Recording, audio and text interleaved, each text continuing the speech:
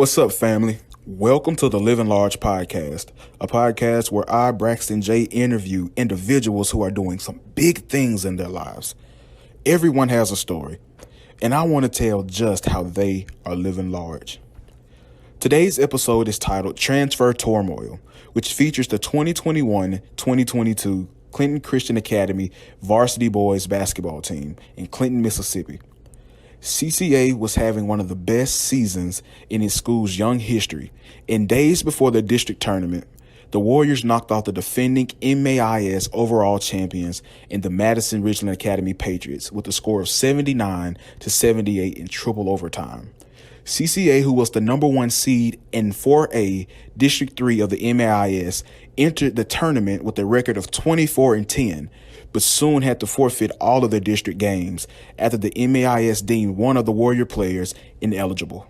Our guest for today's episode is Will McCrory, a junior from Jackson Academy.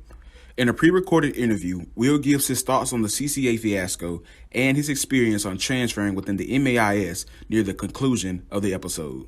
As I mentioned earlier, this episode is titled Transfer Turmoil.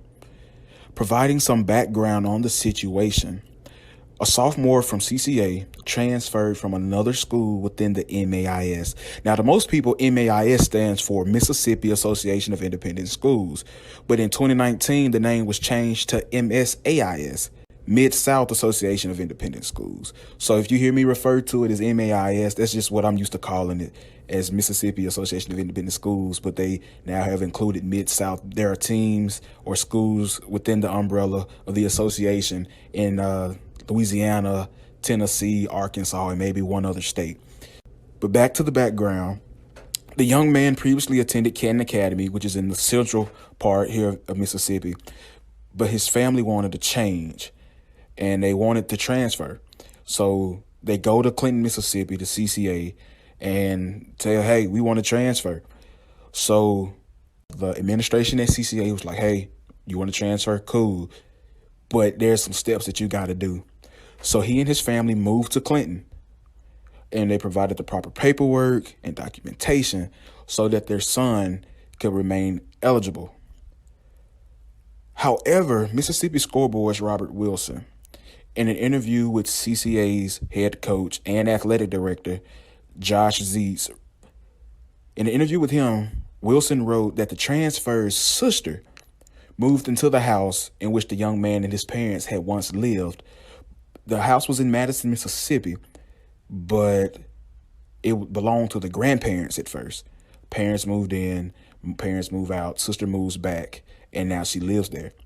But there's a rule in the MAIS that states that a player is deemed ineligible if a family member moves into the house that the student moved out of. When I first heard of the situation with CCA, I was kind of appalled. Reason being because, the student and his parents followed all the rules. And the thing with the MAIS, there's so many rules and so many loopholes between rules and how you can avoid rules. And if you avoid them, you miss this particular rule or portion of the handbook that disregards, the certain move that you may have done. And when I heard that the sister moved back, I'm like, why does this matter? Why does it matter if the sister moves back home as long as the parents have moved out and taken all of the furniture and moved out, which they did, in which they provided the proper paperwork for, and they moved closer to the school. Like I said, they moved to Clinton, Mississippi. Why should it matter? The house is in Madison County. The young man went to Canton Academy. I'm not sure how the MAIS found out. I don't know. The student may have been with his friends one day and may have said, hey, my sister is living in the same house that we, just moved from. Or one of the parents at Canton Academy noticed that the sister was in the house and they knew that it was against the rule. But my thing is, again, why does it matter? Why does it matter if the sister moves back? And then maybe they see the young man over at the sister's house and that put off an alarm. But my question to the MAIS is, why does this rule matter? Like, what went forth to make this rule in place? What if the individual wasn't good at a subject. Let's just use math, for example. What if he wasn't good at math and his sister, who is way older than he is, so happens to be a math teacher, and he goes over to his sister's house to get tutored in math? Let's just say his parents go out for their anniversary and they don't want him or trust him at the house by himself. They say, you're going to go live with your sister. Maybe they help the sister move in. And it's to my understanding that the family didn't know that particular rule. According to the MAIS Athletic Handbook, Section 5K4C says that change of residence, when a student's parents' legal residence is changed due to a bona fide move and it's verified by the head of school of the new school or his or her designee, he may choose to attend that member's school, which is closer in residence, or may he continue to attend the school that he had been attending prior to his change of residence. So there are three different sections of the bona fide rule in the MAIS. The bona fide rule is listed in Section 41A through C. A says all principal members of the family have moved to a new place of residence that is closer driving distance wise to the new member school than the previous member school. The family did that. The family went from Madison to Clinton, where Clinton Christian Academy is. B says all household furniture and personal effects must be removed from the previous residence. According to the Mississippi Scoreboard article by Robert Wilson, that is true. Coach Zeitz confirmed it. Now, the problem is when we get to Section C. The family or the CCA administration did not know this rule. Section C says the previous residence must be closed, rented, or disposed of not and used by the family. Now, earlier in Section A, it mentioned about the principal members of the family, which included the parent, guardian, minor children in the custody of the parents that have not graduated from high school. So pretty much from babies born up until they graduate high school, that is the only people involved as a principal member of the family. Now, the young man's sister is a college graduate, and reports that I've read say that she moved back from Texas. So that wouldn't put her under the umbrella. But Section C says the previous residence must be closed, rented, or disposed and not used by the family. Family usage will be determined by the eligibility committee and or the director and could include members of the family other than those who were listed as a principal member in the previous section. So this is where the mistake came from. Now, I didn't know this. I had to research this myself because it just didn't seem fair. It just didn't seem right. It didn't seem just pure, organic, whichever words you want to put there. It didn't seem right. So I had to look it up for myself. And it goes on to say that the property referred to in this item includes any adjoining property associated with the residence. That could be furniture left over. That could be something, something simple as possibly a car. I mean, at this point, the MAIS is sensitive when it comes to these rules. It said any continued usage of any adjoining property must be approved by the director of activities or the eligibility committee. Now, one thing that I want to say is that if CCA didn't know this rule, why don't they know it? It's simple. The article said that they moved closer. The article said that they removed all the furniture. This is the most important. This is the most important detail. That's just like me. If I move out of my house and if I had a brother or sister and they came to stay with me, I would be or that came to stay at that house, I would be ineligible. That's something that every administration needs to know. And another thing is, why so late in the season?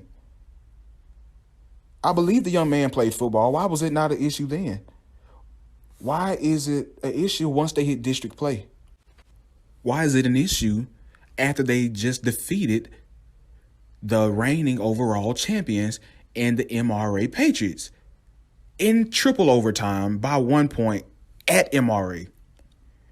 I know for sure when I was a student coach at Hillcrest, there were 3 guys on the team, and they all transferred from Hillcrest to another school within the MAIS. And I know for certain that one of the individuals didn't transfer. Well, didn't move, change of residence, that is. And with that, the MAIS cracked down on that really, really hard and made Hartsfield forfeit the games that they had won, or either forfeit the district games that they had won. It was caught during the middle of the season. So that brings back to my point of why wait till district play if the sister was in the house before.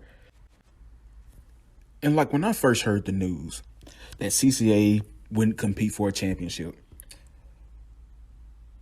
why is it a problem now after they defeat the overall champions? MRA is the cash cow of the MAIS. Coach DeWeese has been there for a very long time.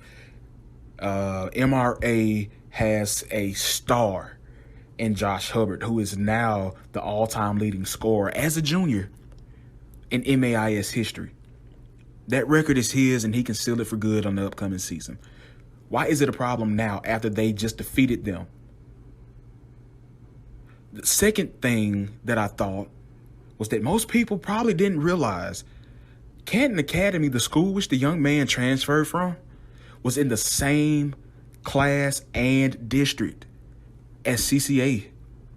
Now, some people are going to say, but CCA still could have played. Yeah, they could have. But in district play, I think there were 5 teams. Only four could move on to South State. Going in, like I mentioned earlier, CCA was number 1. If they lose all the district games, they're at the rock bottom of it. So what was the point? Now, there was a voting thing with the rest of the league or the rest of the district as to dropping the standings and just playing it as is. And only one school voted to play it as it is, and that was Hillcrest. So to me, I thought it was kind of shady that the Canton fan base or the Canton administration was in their feelings about the young man leaving them and having great success at CCA. I called the CCA at Hillcrest game this past season. The young man put on the show. It seems very petty. It seems very unfair because those boys, those young men, had been putting in the work. By God, you defeated the overall champion. A coach who has a resume that can stand for itself. But to learn the nature and the reasoning behind the transfer rule, I've reached out to Les Triplett, Director of Development and Activities, as well as Chris Chance, the Associate Director of Activities for the MAIS, and I've had no response. And now I want to bring in someone who just recently transferred himself. Will McCrory, he's a junior at Jackson Academy. He previously was at Hillcrest. And since we're talking about the transferring within MAIS, I just want to get his viewpoint basically on the CCA transfer situation. Will, I know that you're close to some of the guys on the CCA team. So when you heard the news that they could pretty much no longer compete for a championship, what was your initial reaction? Man, at first I was shocked more than anything, and I could feel the pain from some of them guys because, one, I know how much work they put in, how much basketball means to some of them. That's their life. And like I said, I've been there, and especially with me just recently transferring, I know how tedious that can be, precise, every move. And man, I definitely know how they feel and think they definitely did get done wrong. And you mentioned how you were close to some of the guys on the team. So I know you most definitely reached out to them because of that situation. What were some of the comments that they made or some of the reaction that they had from what they shared with you? Man, when we did reach out with them, me and a couple of my teammates, they were more kind of, not angry, but disappointed because, like I said, hours, hard work, that's your life. And something gets taken away kind of out of the blue or out of the notice, especially towards that part of the season. They were definitely a little, I'd say more disappointed than anything. And I'm pretty sure that you know their background with the situation. One of their sophomore guards, his sister moves back to Mississippi and lives in the house at which they had once moved out of. Do you think that's fair for the MAIS to put in a rule that says that a family member can't move into the same house that the previous family first moved into?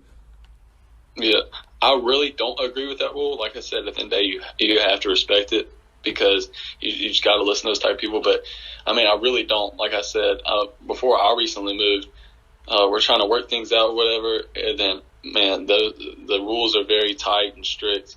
I really don't agree with that, especially a family member. I understand if the kid maybe lied and it was him himself personally, but I have an older sister in college, and say she would have went and moved back to the house. I mean, I wouldn't imagine how it felt, you know what I mean? So I definitely don't agree with that rule, and I feel like it is unfair to the player. So CCA, they were playing very, very well up until that point of which they received the news that they can no longer compete, in so many words. Jackson Academy, the team that you play for, played CCA kind of midway through the season. I think it was like right before the Christmas break. So hands down like how talented their group was, and that they defeated the defending overall champions. How far do you think CCA would have gone had they been able to continue to compete through district, then South State, state, and then overall play? Yeah, like you said, they're very talented, and they're part of, where they were at and standings and all that wise. They had a very good chance to go very deep into it. And especially since we did have the opportunity to make it all the way to the championship for overall and have that experience, I feel like they could have been right there easily. And I went to a couple of the games. Like I said, I know some of the players. They're right there the whole time. And, man, they have a couple of players that can really hoop and really talented. They definitely could have went very deep and most likely win their conference easily. So do you think that there is some type of motive, or have the guys mentioned to you like their goal for next year? Of course, the goal is to win everything, but like have they come or mentioned with like some type of vengeance as to the season towards next year? They haven't really said anything to me, but I can imagine that you definitely have a lot of that going into this next season. And I think, from their standpoint, yes, it was a negative. You could have went far, but everything happens for a reason, I think. So definitely they can use that as motivation to get right back there next year. And last thing I want to ask you, like you said, you transferred from school to school within the MAIS, and you know that the MAIS has a rule that if a student transfers from one school to the next school and doesn't move, then that player must sit out for that year. Do you think the MAIS is strict when it comes to those rules? You see, this rule came right in district play, but there's other students and athletes that move from school to school but don't actually move. So do you think that the MAIS is really hard on that? Or do you think it's because CCA isn't a big school like JA or Prep or Hartfield? I do think they're very strict on that. And, for me personally, it was, they'll come and check to your house. They'll come to your house or anything. And I experienced that, obviously, Jay being one of the biggest schools in the state. And I know CCA is not as big up there, but definitely everybody's a target, really, especially. And I know MIS is very strict, and they will check everybody no matter what school. At the beginning, when I first transferred, I thought it was more me because the school, obviously, around me, whatever. But I don't know. I feel like they really check every school, even big schools or whatever, at the time. And, yeah. All right. I appreciate you, Will. Thank you for your time. All right. And as Will said, you have to abide by the rules that the MAIS has put in place. Whether you like it or not, you have to respect it. But in this particular case, I just don't think it's fair. And I know everything in life isn't fair, but this is a law of the MAIS, and in law there are rules and sanctions. And you have to abide by those things. And in this case, the MAIS had every right to do so. Do I think it was the right move to do? According to the handbook, yeah, it is. But if we're just going to look at the reality of the situation, no.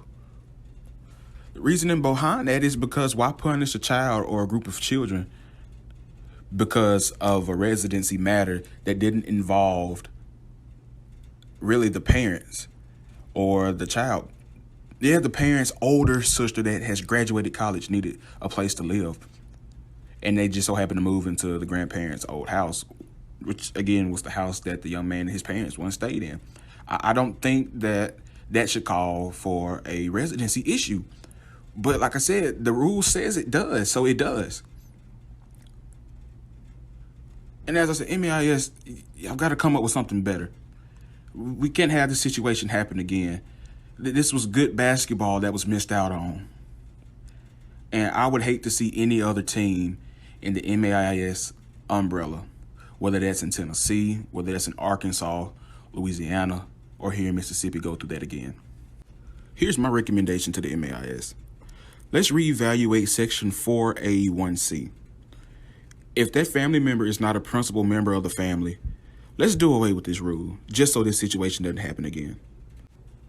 Les Triplett, Chris Chance, others at the MAIS headquarters in Pearl, Mississippi, let's do right by the kids who attend these private schools.